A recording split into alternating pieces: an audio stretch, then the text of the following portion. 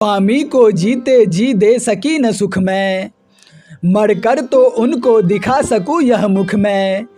मर मिटना भी है एक हमारी क्रीड़ा, पर भरत वाक्य है सहूँ विश्व की ब्रीड़ा।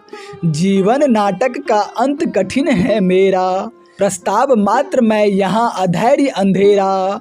अनुशासन ही था मुझे अभी तक आता, करती है तुमसे विनय आज यह माता। हाँ मात मुझको करो न यूँ अपराधी, मैं सुन न सकूँगा बात और अब आधी।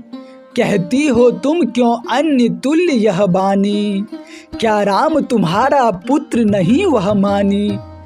इस भांति मना कर हाय मुझे न रुठाओ, जो उठूँ न मैं क्यों तुम्ही न आप उठाओ।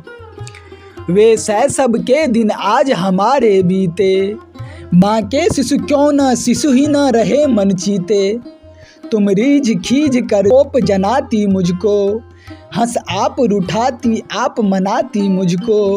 वे दीन बीते तुम जीर्ण दुख की मारी, मैं बड़ा हुआ अब और साथ ही भारी। अब उठा सकोगी तुम न तीन मैं कोई, तुम हल्के कब थे हंसी के कई रोई। माँ अब भी तुमसे राम विनय चाहेगा, अपने ऊपर क्या आप अद्र ठाहेगा।